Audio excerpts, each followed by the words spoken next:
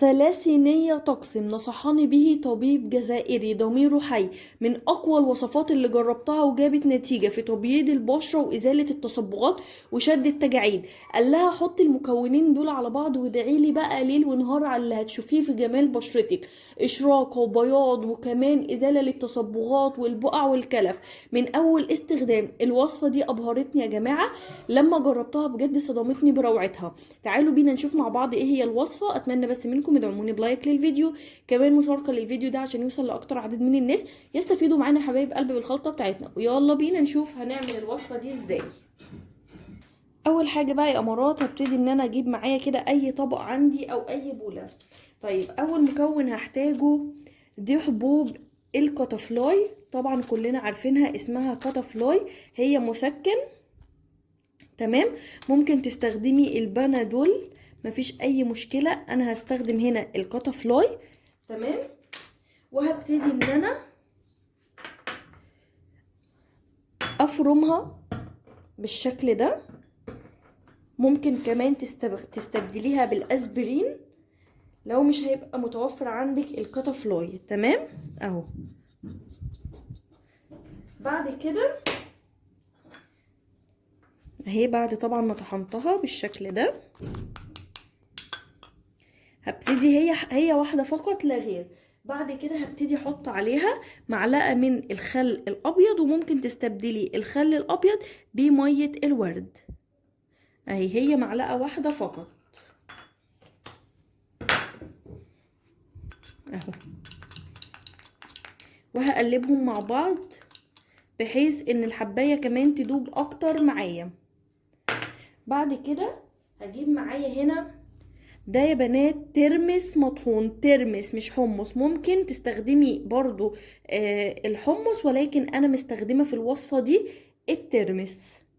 وعايزة اقول لكم ان الترمس من افضل واقوى الحاجات اللي هي اساسا بتفتح لون البشرة اهو. الوصفة دي مش بس تبييض للبشرة، لا هي كمان هتشد معاكي كل التجاعيد. بعد كده هجيب معايا هنا معلقة من النشا او الكورن فلاور، وهاخد كده منها معلقة بالشكل ده، وهبتدي برضو ان انا اقلبهم كده مع بعض كويس جدا. طبعا احنا لسه هنفكها، يعني ما تقلقوش من شكلها كده. هقرب لكم اكتر عشان تكونوا شايفين انا بعمل ايه بالظبط.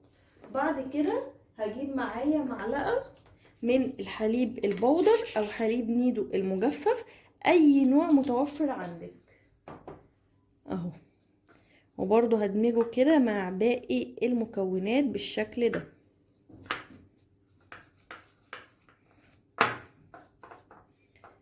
طيب هنحط ايه تاني بقى يا مروة عليها؟ هجيب بقى دلوقتي معايا موزة تمام، وهبتدي ان انا اجيب اي بولة تانية واخد نص موزاية بالشكل ده،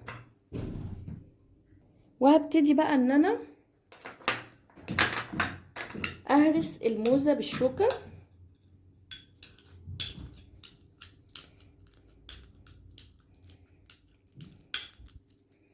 اهو.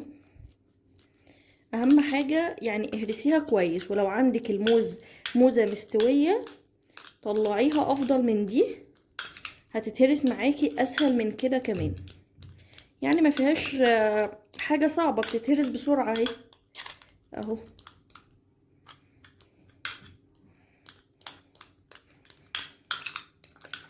تمام. بعد كده بنزل عليهم على الخليط اللي انا عملته ده بالموزة اللي انا هرستها بالشكل ده. الطبق ده خلوه هنا عشان هنعمل فيه حاجة تانية دلوقتي. وهبتدي بقى ادمج واقلب الموز كده كويس جدا مع الخليط اللي انا عملته، واحاول طبعا ان انا افكه وافكه واقلب كويس عشان كل المكونات تفك معايا اهو اهو.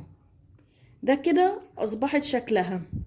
الوصفة دي بقى هتدهنيها على البشرة، شد معاكي كل التجاعيد، الخطوط الرفيعة اللي تحت العين، هتفتح البشرة 4 درجات من أول استخدام، بياض فوري، ومن أول دقيقة هتشوفي فرق ونتيجة خيالية بمعنى الكلمة. ولو مش مصدقة قومي جربيها، بس اعمليها زي ما أنا عملتها كده بالظبط. طيب بعد كده هنعمل ايه كمان؟ هنبتدي نعمل الوصفة التانية، وهي هتكون عبارة عن ايه؟ هنحتاج برضو فيها الموز، ولو ما عندكيش موز على فكرة مفيش اي مشكلة خالص، بس هو انا بالنسبة لي الموز للبشرة، للناس اللي عايزة تشد التجاعيد وعايزة في نفس الوقت تشيل الهالات السوداء. من اقوى الحاجات اللي ممكن تستخدميها للهالات السوداء وهو الموز. تمام كده اهو. نقلب بقى كويس جدا.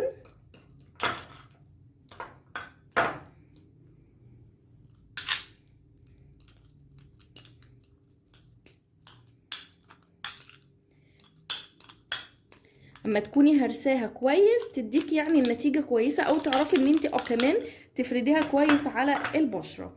بعد كده هنبتدي ان انا احط عليها معلقة من الحليب البودر اهو. وبعد كده هجيب معايا هنا الزبادي او الياغورت الطبيعي، اي نوع متوفر عندك. والمية دي ما ترميهاش، المية دي من اقوى واجمل الحاجات اللي ممكن تستخدميها على البشرة. هاخد منه كده معلقتين من الزبادي، وهبتدي ان انا ادمجهم بقى كويس جدا جدا.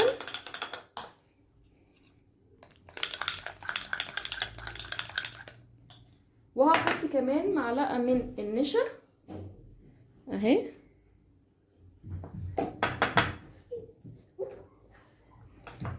ونقلب بقى كويس جدا.